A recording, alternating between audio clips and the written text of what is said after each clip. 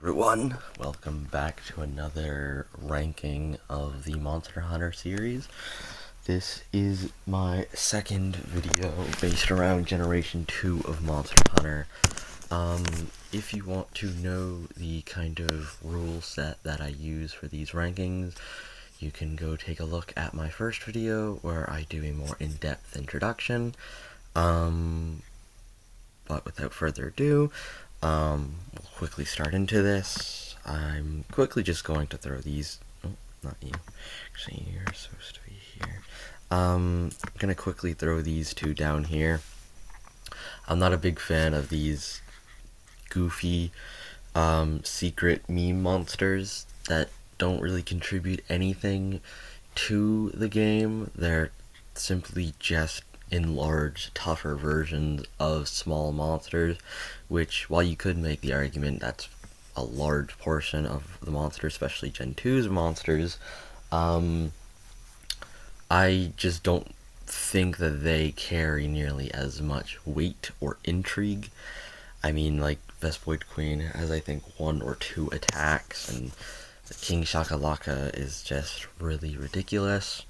The only reason Vespoid Queen's above him is because she adds to the ecology of Vespoids in that they're more social insects than you would think. But now the actual ranking. First is Gaiadrome, who's gonna go in dislike. While I don't personally have any issue with Gaiadrome, the fact that he is just a recolored Velocidrome with ice, and they called him a whole new monster is a bit ridiculous to me.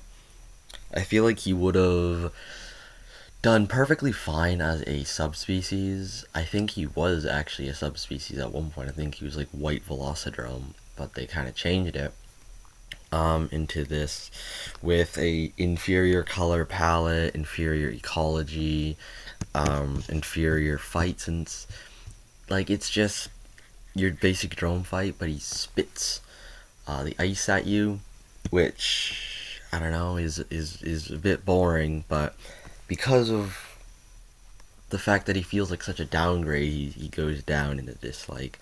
I also feel he kind of hurts with the introduction for Gen 2, like with Freedom, Unite, and Freedom. And that I personally think a different monster should be your first hunt as your little tutorial, since Gaiadrome just feels really lazy as a first monster, since he's literally just a altered Velocidrome, and there's another monster who kind of fits a tutorial motif, I think, a little better, especially with the theme of second gen. But I'll get on to that later on. Next is Hypnocatrice. Hypnocatrice is nice. He's horribly overdue for a touch up in the newer generations of games. And his fight doesn't really hold up to the same standards anymore because of that. He still has a really cool design, though, in my opinion, and cool ecology. I like how he's a kind of scavenger who uses sleep to kind of put away threats so he can eat their food. And the fact that we don't really have too many kind of scavenger-based monsters, I think it's mostly Hypnocatrice and Basilgoose as kind of scavengers, and then you have other monsters who will participate in like Tigrex and whatnot. But it's just a cool kind of untapped niche, and I like how he has a lot of condor motifs in his design, and he's very cool. I do think though that he could really benefit from coming back in possibly Wilds' DLC. Who knows? I mean, Espinas came back, like returned for Sunbreak, so it's not that far fetched in Lavasioth and World. So it'd be nice if the third member of Frontier could get a nice touch up. But he's kind of he's nothing too special though. Like I said, I feel like he could be up here if he were to come back. But as it stands, I'm gonna put him in nice. Next is Yangaruga. So, as I recall, Scarred Yangaruga is actually the first one to come. Like, it was in Gen 1, and then Gen 2 added Yangaruga. However, though, because I ranked Yangaruga in my first gen video as Yangaruga, not Scarred, I'm going to rank this one as Scarred. And as it stands, my opinions on it are very indifferent to how I thought of base Garuga, since Scarred and base Garuga are basically the same monster in old gen. It's just simply whatever they decide to use, whether or not it's the model of him Scarred or not.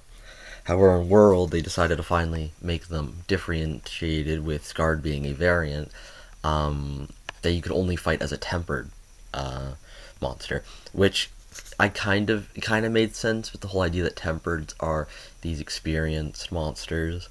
Fight-wise, I don't recall him doing too much different. I think he was a bit more aggressive and had some more fleshed out combos. And due to that, he'd probably be just above Garuga if I had Garuga here. But as it stands, he's not much different, and I don't see him as too different, so he kind of can just stay in very good. Next is Daimyo Hermitaur. I think Daimyo is a very good monster. The Carapacians as a group are a very cool group. I like how they managed to capture the kind of Monster Hunter aesthetics with like large proportions, spikes, but still kind of keep a monster that feels relatively grounded, since he really is just a giant crab, which I appreciate. I like how, as a hermit crab, he uses the skull of a Monoblos, and I like that because of that you find them in similar regions, though Daimyo can be found in more tropical regions because he's a crab. I think his gear is also really good, especially for like early game. Like when you find him early game, his gear tends to be one of the better options. His fight's also fun.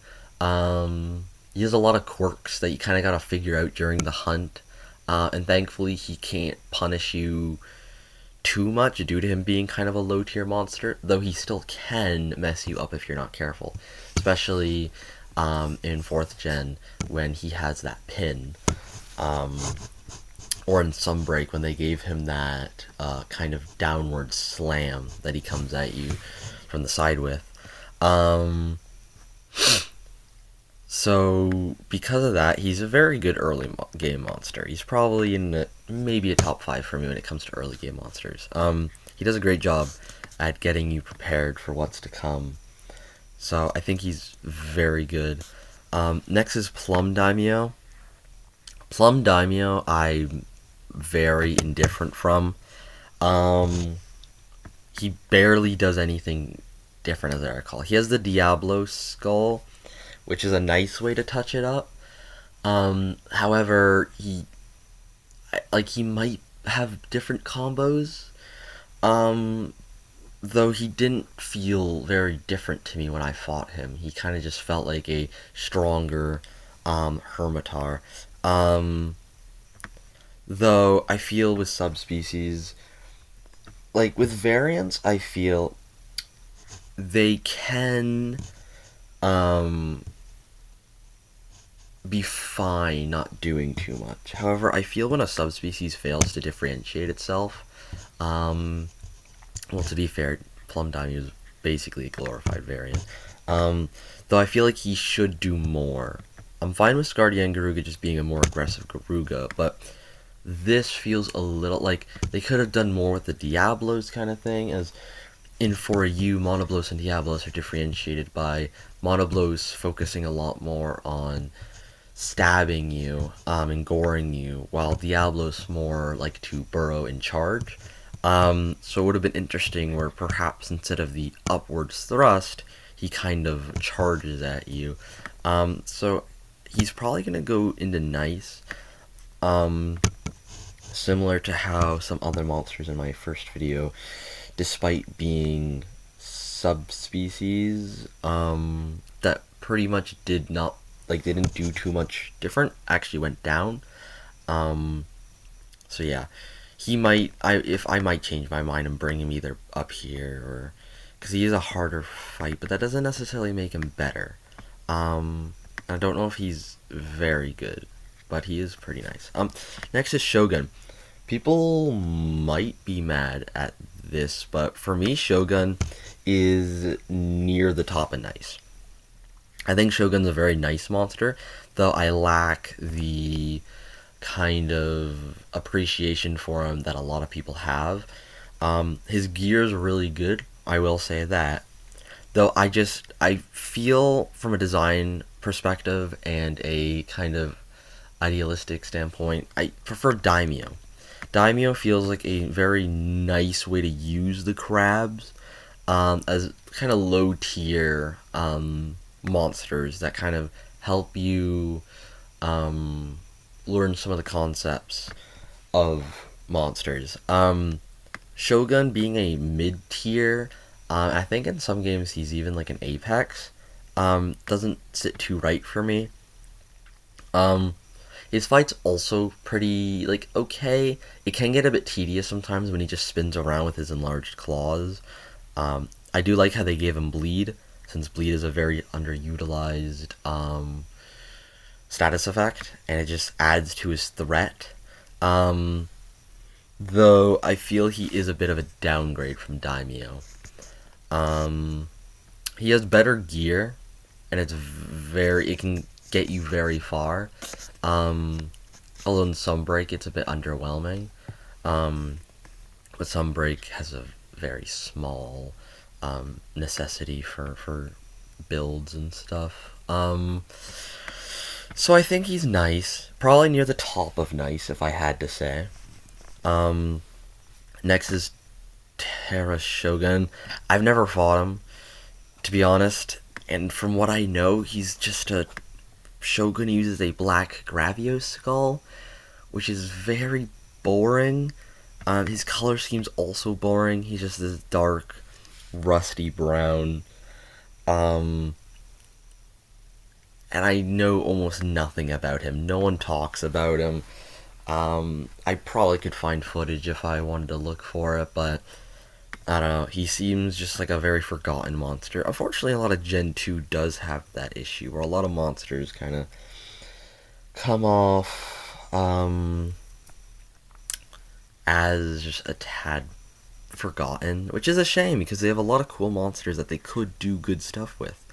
And thankfully, some monsters actually have recently come back and turned out very good. But unfortunately for Terra Shogun, he's just a bit on the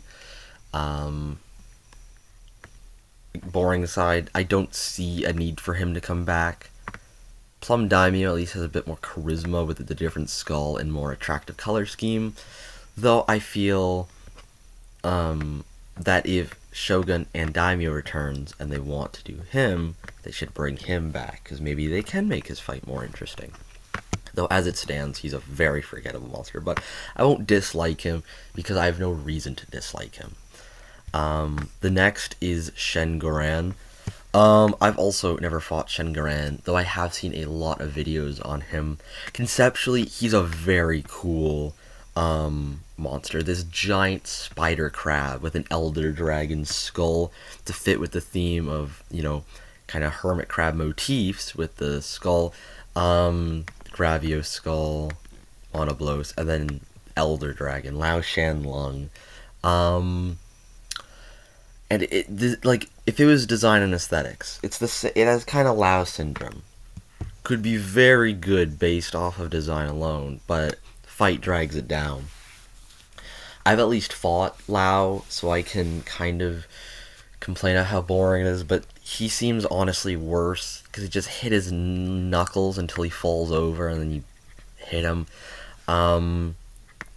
So very boring, but I can't dislike him, because he just looks so cool. And he's a unique monster and not a subspecies. So I think he's a little more deserving of being above him. But I can't say much because I haven't fought him. Um. So yeah, a shame. He would be a great re-edition, though I don't know how they could work him in without making him boring. Next is Blangonga. So, had this been pre-Wilds, like GU Blangonga, he would be probably at the top a bit boring or at the bottom of nice. However, Wild did a very good job of bringing him into the next generation. Blangonga has a nice bit of a redesign. They made him a lot more ape-like, probably to fit with Rajang's redesign. A lot less of the feline motifs. I personally prefer the more ape-like proportions, a bit more simian, than the more lion apes. And Blangonga, with his texture and stuff, looks great. And his fight, so Blangonga in the old generations had a big problem of just feeling like an inferior Rajang, to the point where I've seen some people think that Blangonga came after Rajang, despite them being in the same generation, and Blangonga being introduced first. A lot of people just see him as the worst copy of a Rajang, which sucks because he's conceptually a very cool monster. And in Wilds, because there is no Rajang, they were really able to make him feel more unique. They put a bigger emphasis on him trying to freeze you to the ground so he can burrow under and hit you with big attacks. His donkey kicks can catch you off guard. And he's a lot better. And I feel like if they were to bring back Rajang in Wilds DLC, I think they should do a more focus on him trying to restrain you, to do more punishes, while Rajang's the more aggressive fight, more defensive. I think that could be a good way to differentiate them, since in the past they did tend to feel very similar. Though because of this, I think that Blangonga is at the top. He kind of shares that medal with Shogun, both of them bordering on very good in my opinion. I think Blangonga is a little closer to that position. The only problem is, like a lot of returning monsters in Wilds, I feel like Blangonga is forgotten about, and that's because I feel Wild did a very bad job of introducing the returning monsters in the high rank. The only monsters I can remember that get their own cinematics are Yenkutkut and Gormagala, which is a big shame because monsters like Rathalos, Gravios, Blangonga, even Rathian, all could have really benefited, Gypsers to an extent, all could have really benefited from cinematics that make you remember them from that. Since some monsters do kind of leave a bit more of a lasting memory in your brain due to those cinematics. Like Dashiguma, I feel like is a lot cooler because of the cinematic of the alpha getting trapped in the sand pit and then coming out and just fighting the horde and ripping that Balahar's jaw apart. Those little cinematics kind of leave that little nugget of memory in your brain that kind of keeps you attached to them. Blangonga lacks that, and because you don't really need to go to the Ice Shard for much, he's very forgotten, like to the point where you kind of have to fight him in the Gore quest as an optional. That's how forgotten about he is. That they had to kind of shoehorn him into a Gore quest, which is a shame because he's a very cool monster. But yeah, Blangonga is great. Though his event quest in Wild, where you fight like 3 of them, not so fun. Unless you like a broken skeleton. Next is Copper Blangonga. Copper Blangonga is interesting, and I feel like he's a bit of wasted potential. He's another subspecies that is trapped in Gen 2 Purgatory. Well, another monster trapped in Gen 2 Purgatory. which is a shame because he was a very important subspecies, as he was one of the first to radically change a monster, besides just a color swap. Because he lives in deserts and savannas, and is more solitary and more aggressive due to that. Um, I think that is a very cool concept. However, due to the limitations of Gen 2, it doesn't feel as impactful as it could be, especially in a modern game where Blanganga, you can constantly see him socializing and roaming with his troop. Having him be on his own, it's a lot more kind of noticeable than in the old games, especially since small monsters are not too paid attention to. They don't have much role besides being a nuisance. Um, However, yeah, he suffers from the fact that he hasn't been updated in a while, and he lacks a lot of the changes that make Blanganga and a lot of other monsters good. Um, he also has a radical color palette, in my opinion. Um, and so he'll go to the very bottom of nice, though he is bordering on a bit boring. However, I think he would be an amazing addition if Wilds decides to actually give us subspecies in the expansion. He would be amazing, I feel. Um, yeah, next monster, Boldrome. I have a bit of a biasy to Boldrome, to be honest. Um, I really like Suids in real life, and so having a monsterified Suid where he's just this giant rhino-sized boar, I just love that. He has so much personality behind with his mutton chops. When you knock him over, he just lies flat on the ground like a pot-bellied pig. I really like his mount where he just rodeo on him. Um, and his kind of uneven tusks. And the fact that I think he should have been the second gen tutorial monster. I think Gaiadrome shouldn't exist, and it should have been Boldrome. Since second gen introduced the fanged beasts and the kind of the tundra around Poke Village, which I think having a warm-blooded mammal to kind of fit that region as the low-tier starting monster would have been great. But unfortunately, we have Gaiadrome, and because of that, it does hurt Boldrome. I think he'd be a lot better. He also hasn't changed like at all. He has like 3 moves, so I want to put him in nice, but I'll avoid biasing and put him in a bit boring. But it's very close, since I love Boldrome. I want him to come back, even if it's just like a kind of new textures. I wouldn't mind, even if he stayed his boring fight. Next is Congalonga. Might come as a surprise to some people, but I absolutely love Congalonga. He is, in my opinion, the best tutorial monster in the... Not tutorial, but the best early game monster in the series. I think he teaches a lot of good concepts.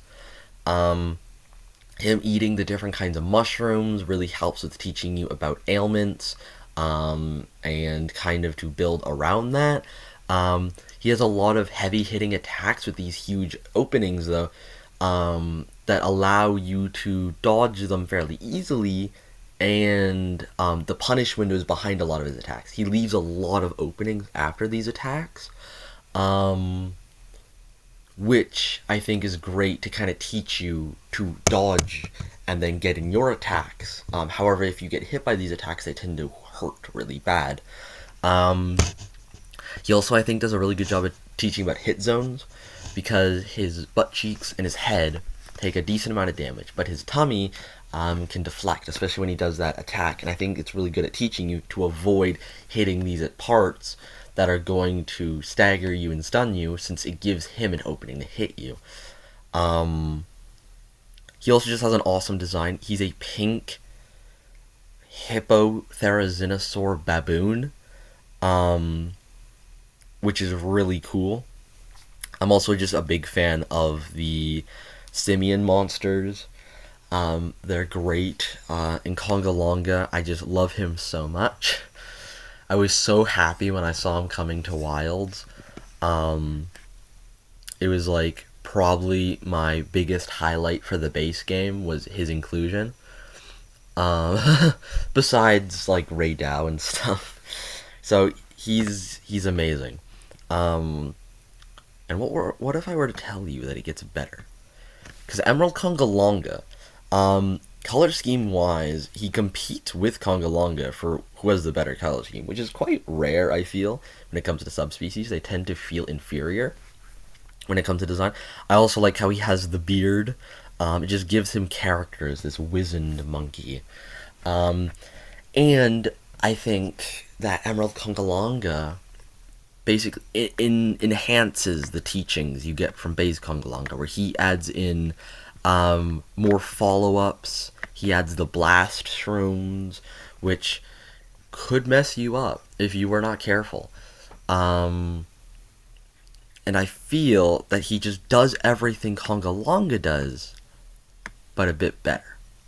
Um, though because Emerald had a lot of his uniqueness taken away in Wilds by base Congalonga, I don't know how they're going to differentiate them in the future if we get Emerald Congalonga, which I hope we do, but I wouldn't get my hopes up about it.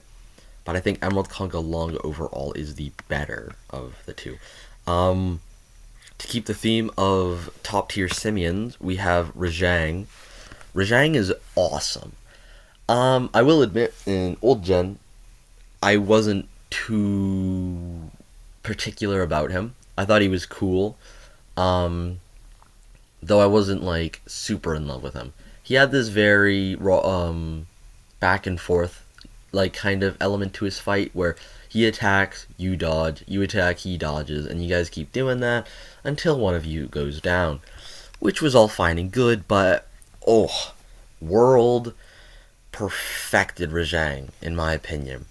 They did redesign him, which I will like I said, I prefer the redesign. I prefer the more ape-like design for the um uh monkey fang beast rather than the more like cat design.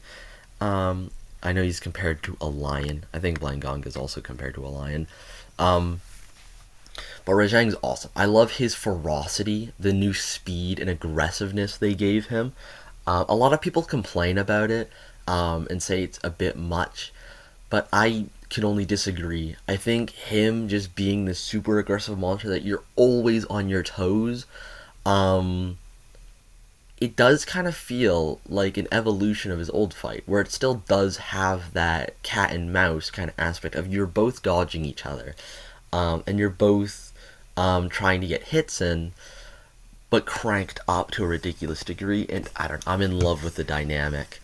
I'm not the biggest fan of his rage mode, where he gets the red hot fists that bounce your weapon.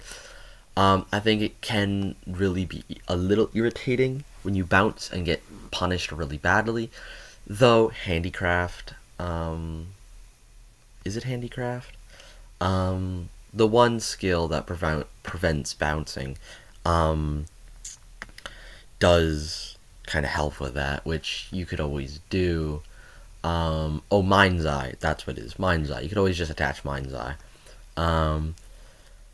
And yeah, I love Simians and the fact that you get this giant Saiyan ape. That as well. Him going into his Super Saiyan monkey form, is very cool. I like the fact that he just undergoes this evolution and that he kind of throws in more of his thunder-based powers, at the cost of giving you more openings. I do think that Rise neutered him a bit much. Like, he's pathetically easy to just whip around with the wire bugs. And they didn't really give him anything to punish you with the wire bugs. Like, they don't really give him any new moves or change his AI. So he kind of gets fodderized. In Sunbreak, they tried to pick his speed back up, but it's still too slow to the point where he still kind of just gets thrashed. Though I think World just elevates him to such a high standard for me, that I just love him. His gear's meh. His armor is hideous, but his weapons are like eh. They're okay. And just like Emerald Kungalunga, he just gets better. Furious Rajang is a really, really good monster. One of my favorites of all time. He's Rajang, but on steroids. And that's great. Um, some people, yet again, don't like him due to his ferocity and his speed. Though I think Furious Rajang actually balances it a lot better, since Furious Rajang gives you a lot of these openings where he'll stand still and taunt a lot more than base Rajang does. Um, the cost is that he does these big attacks where if you do get hit, the taunt means nothing because he'll just follow up. But if you can avoid the attack and react to his taunting, you can get a ton of free damage. And I really like that dynamic because it kind of fits back into the original Rajang's dynamic, where it's you avoiding attacks, following up, and then avoiding. You keep going with that. Furious Rajang does that very well, but on a more modern degree. His gear and weapons are also actually good. Like, they're amazing. For a while, I just used the Furious Rajang set. Until I decided to make an actual build. And it worked well for quite a bit. But I ended up just deciding to want to experiment a little, you know? And his weapon's also amazing. He's actually good in Sunbreak. Unlike base Rajang, where he just feels so toned down and a little stinky, Furious still is fun in Sunbreak. He's definitely not as good as he is in World, but he still keeps a lot of his aggression and speed that base Rajang lacks. I do also like how they brought back his rock throwing from For You and I think GU, where he just grabs a chunk of the earth and hucks it at you. He never did that in World, so it's kind of nice. It's really fun to counter. So yeah, Furious Rajang, probably a top 10 monster for me. He's great. Next is Nargacuga. Nargacuga's a very good monster. I haven't seen the appeal. Like, a lot of people think he's one of the best, which I don't agree with. He's an all-around good monster. There's nothing bad about him. But he never did anything super great for me. His fight's really fun. He's just this fast monster that kind of ticks you away before surprising you with like the overwhelming power of some of its attacks that might hit you off guard and take you down. Though I feel that he lacks anything kind of unique about him, since a lot of the stuff he kind of does is taken. Like, a lot of monsters can pounce. A lot of monsters have tail slams. But I think Nargacuga just does it with such swagger that he's able to keep up a reputation as an awesome monster. I don't like it how New Gen, though, made him so giant. Since instead of looking like this sleek ninja assassin, he kind of just at times looks like a obese sewer rat scuttling across the ground. Which kind of hurts his entire idea. And I did kind of like it how in World they gave him bleed. They took it away in Rise. But I think I think it would have been better to give him bleed, and keep it that way, since, I don't know, bleed is an underutilized mechanic. Barely any monsters do it. And it just adds spice to some fights, and it would help differentiate Nargacuga, since he would be, I think, one of the only monsters with a ranged bleed attack. I think the reason maybe they stepped away from that is to avoid stepping on Seregios' uniqueness, and Seregios has the same idea where he shoots scales that give you bleed.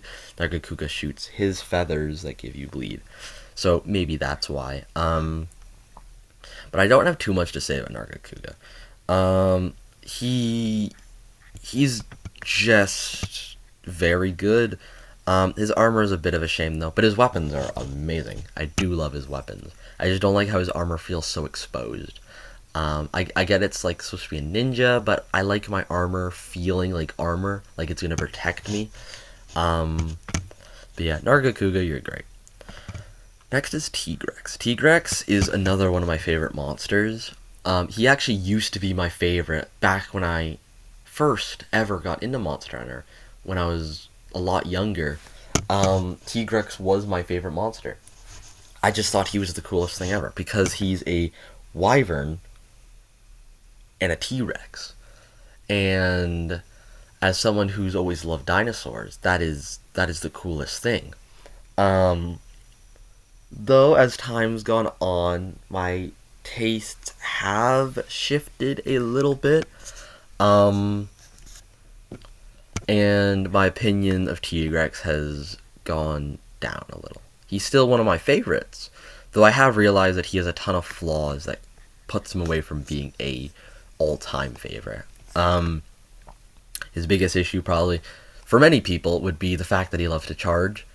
For me, it's not a big issue, besides for you, where I do think it's horribly obnoxious.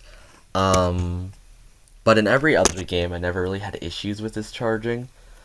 Especially in New Gen, where they kind of toned down.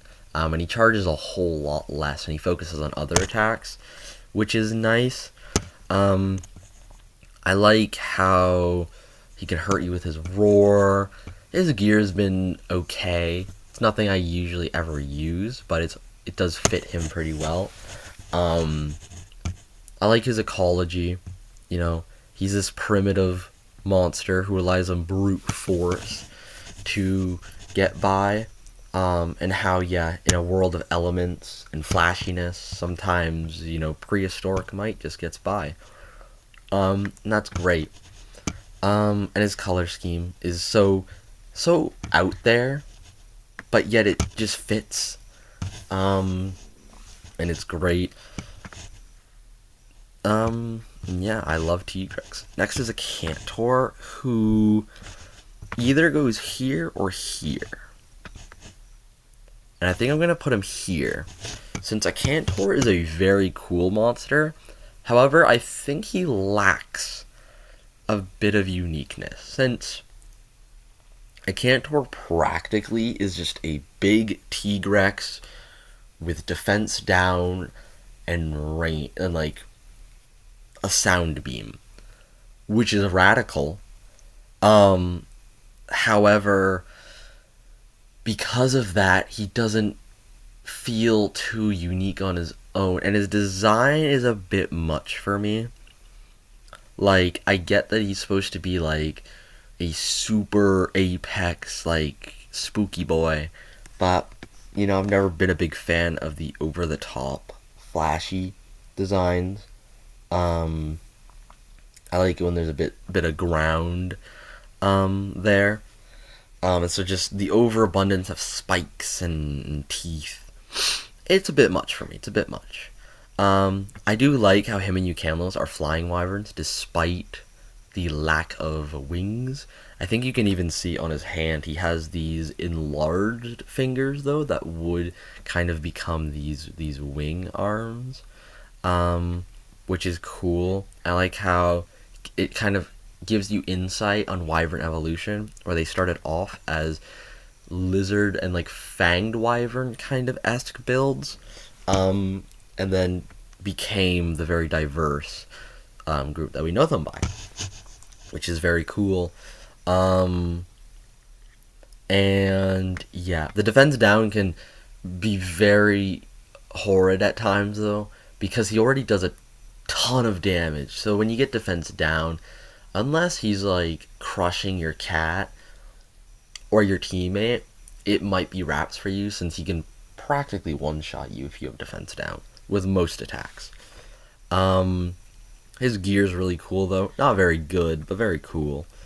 And it would be interesting to see what they do if they ever re-added him. I don't think he should be in Wilds, nor Ukanlos. I think they would take too many resources to put into, since they can't really fit into the base regions. Next is Ukanlos, who is very, very close with a Cantor. In my original kind of thinking for this video, I thought that I would have had a Cantor decently above Ukanlos, but now that I'm thinking about it, I think I prefer fighting Ukanlos, and he feels a lot more unique than a Cantor does. While Ukanlos and a Cantor have a lot of similarities, a Cantor and Tigrex feel almost the same fight-wise, where it's avoiding the charges, trying to trip them. Ukanlos feels a lot different because he doesn't really do the charges. He has his little burrowing where he does the shark attack, which that attack is really annoying. However, he has a lot of stuff you can do to kind of counteract that. You know, where you kind of just don't let him get this distance on you by playing extra aggressive. And if you hug his legs, he can't do too much because he doesn't really get an attack that allows him to do much. He also just has a very interesting design where he just feels like this massive kind of ship. He kind of feels like a boat and just cuts through the ice. I feel like if underwater combat came back, he could be an interesting underwater fight, since he feels like he's an aquatic animal. He gives me very, like, cetacean vibes. So it would be very interesting to have him return, though I don't think either of them will or should come to Wilds. Next is Lavasioth. I don't like Lavasioth. His fight is very meh. In World, it's flat out bad.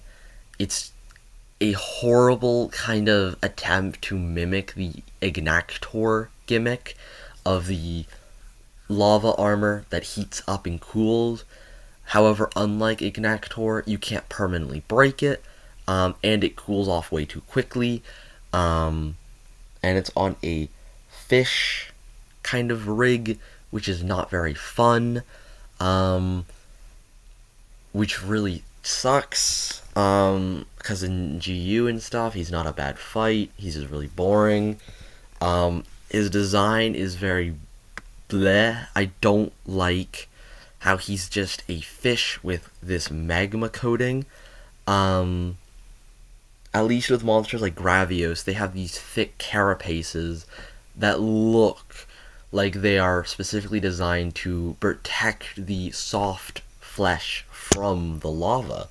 And that, like, it's an adaptation that caused, like, a lot of sacrifice in morphology, since, like, Gravios can't fly and stuff. They're so robust and heavy that they've lost flight, but in return, they're able to navigate the magma. Lavasioth doesn't really follow this philosophy, since he's kind of just a Plesioth. I mean, he's a same kind of build as Geratodus, but Geratodus came after, so Plesioth I feel is more fitting because they came around the same point. But he's a fish who wears liquid metal, which it doesn't make sense. Like, would his flesh not just melt? And it looks like there was no real morphological trade-off to these adaptations. It kind of seems like he gets scot-free. And so it just doesn't make me happy. His only saving grace is he has amazing armor. His armor looks so cool, but everything else about him stinks. And he kind of gets mogged by Ignactor, but even then I'm not too big of a fan of Ignactor. Due to similar issues, though Ignactor has better better reasonings, and so I feel that when I get to 3rd gen, I'll touch up on it more. But yeah, I do not like Lavasioth. He's my least favorite of the Piscenes. Next is Kushala, and had this been pre-Rise Kushala, you would be seeing this fella right here. But because of of Rise, he's arguably up here. He might be here, but I feel the Elders are a very good, they're very good. Mechanically, they're very good. Like, from the start, the fact that they had a rock, paper, scissors dynamic with Kushala being good against Tio, good against Chameleos, and Chameleos good against Kushala. I thought that was great. Though Kushala was so obnoxious with his wind aura, it just felt like you couldn't ever, because it's not like Kushala was dangerous. He didn't hit overly hard or anything. He just was such a chore to fight. And then World somehow made him worse, because Kushala just loved to spam these giant tornadoes that just never disappeared. The Arc-Tempered Kushala is probably a top 5 worst fights in the entire series. I hate doing that. And when I was recording footage for my video, I was losing my mind. I had to make a build to maximize just countering him, and it was still annoying. You could call it a skill issue if you want. I don't really care. But in Rise, they made him a lot more fun. Because in Rise, they toned down a lot of the obnoxious wind and tornadoes. He still has tornadoes, but they have these patterns that make it a little more predictable, a little less annoying. He doesn't stand in them 24/7. He also is a lot more physical in Rise, I feel. I feel like he goes for a lot of actual physical attacks rather than just nicking you with wind and avoiding you. I also like how they actually gave him an element, which is Dragon, which kind of makes sense since he's a very traditional dragon. Though it's weird because his element in the game is ice, though he can only use ice if it's in the Frosted Islands. I don't remember the name. It's the ice map in Rise. But they just gave him ice. I'm guessing because Valstrax had dragon, so they didn't want to give too many monsters dragon.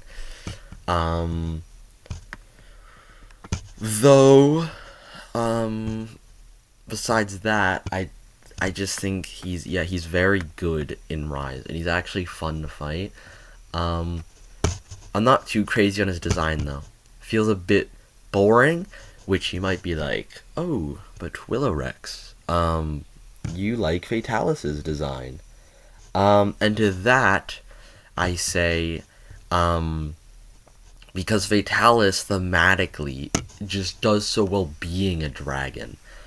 He's this almost alien creature of just spite and malice, and so him not looking natural and a part of the ecosystem just works. And the fact that Fatalis just has this more Eldritch design kind of keys to him, where he's very long and serpentine with a big grin. It just makes him fit more as just a dragon.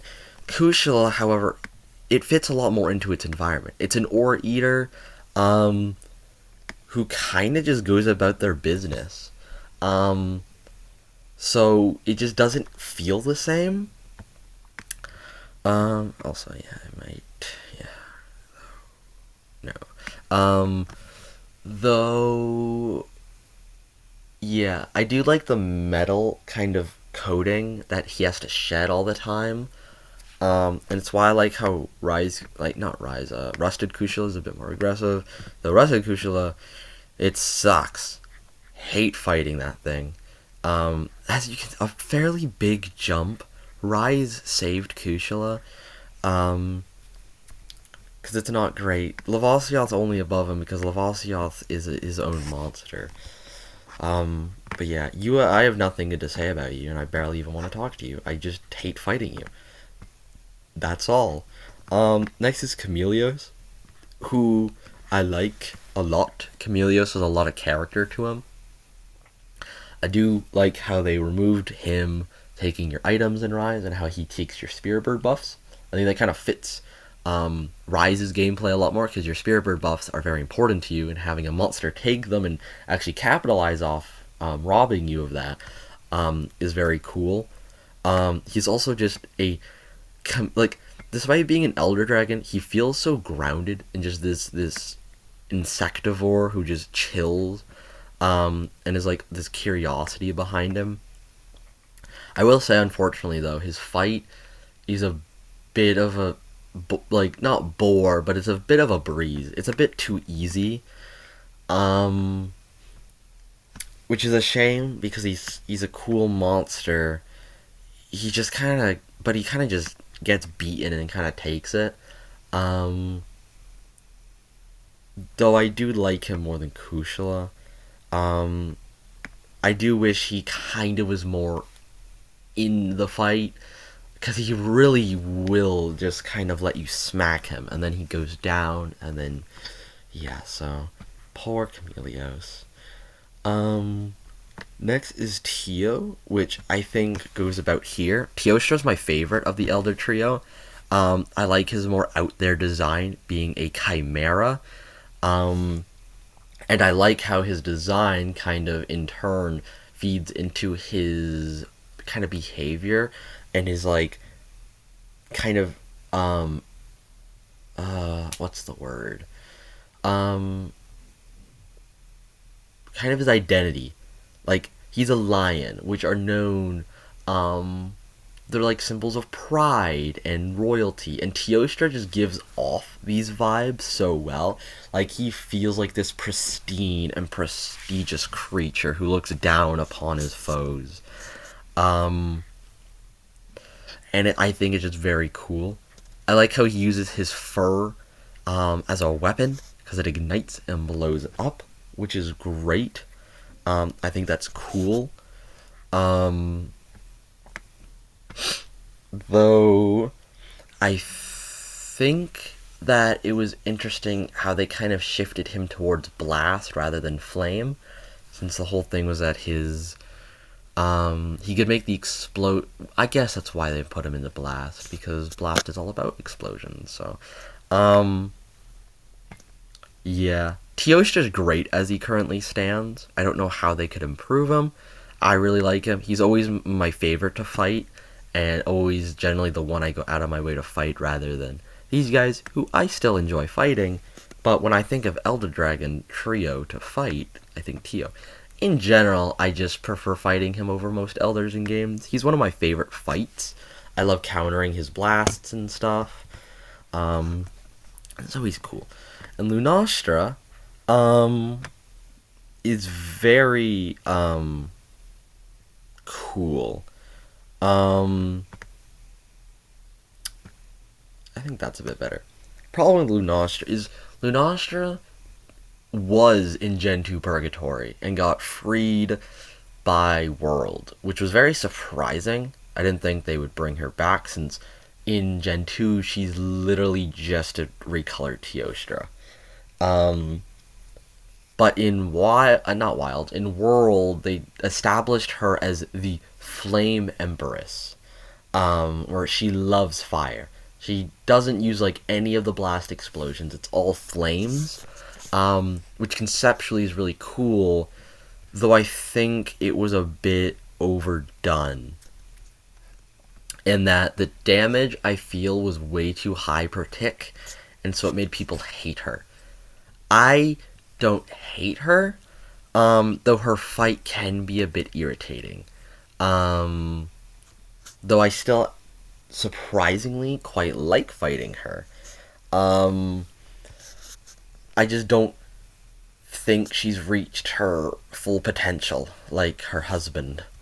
Um, which is why she's kind of down here because there's room for improvement.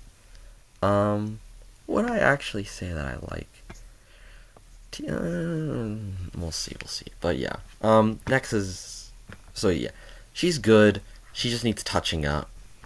Um, I like Yama. Uh, People might be mad, but I'm not a big fan of Yama. I don't like how he's just this big old balloon with human teeth that goes around eating stuff. His fight seems pretty boring. I've never been big on Yama, which sucks because I don't think I've ever met someone who doesn't like Yama. Um, so I'm sorry to all the Yama fans. I just don't have much to say on him, other than that I don't really like him. Um, I might get executed for that. Who knows? White Fatalis. White Fatalis from a kind of design and like presence point of view is an absolute banger. Like he's amazing. But kind of like Crimson Fatalis, he lacks a lot of actual greatness to him. He's very basic in his fight. He's just a Fatalis with lightning strikes, which isn't bad, but like Crimson, it really needs an improvement. Um, though I could definitely see White Fatalis going up if they give him some of Fatalis's current changes.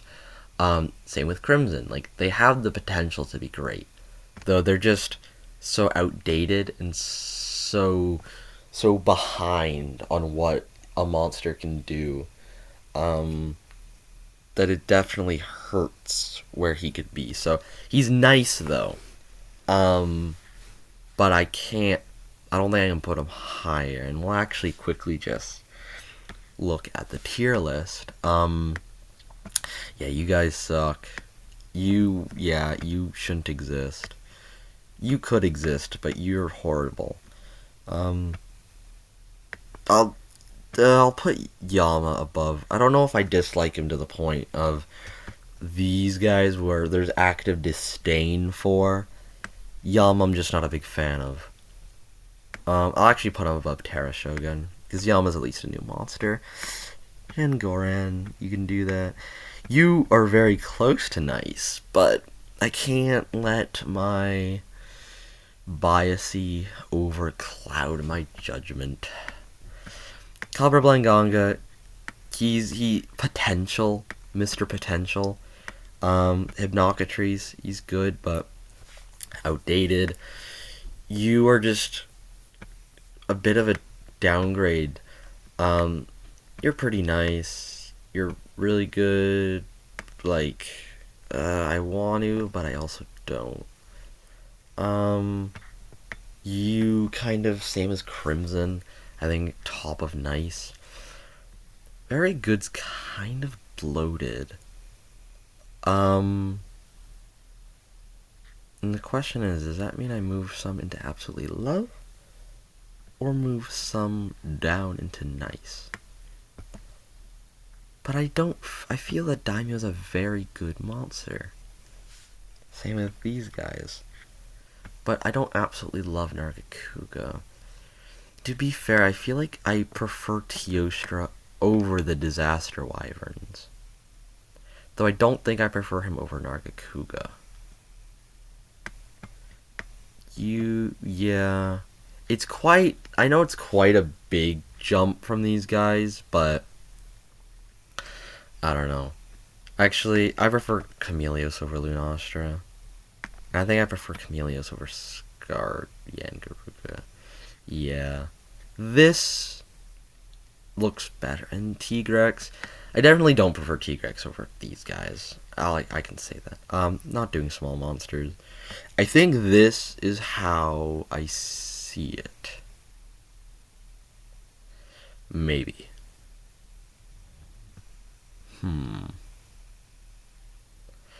I'm not a big fan of how bloated the very good feels. Cause, I mean, unless if you think of it, Gen 2 did add a lot of very good monsters, so is it wrong to want to downgrade a monster to avoid it feeling like an overabundance of very good monsters? Or are they just simply all very good monsters?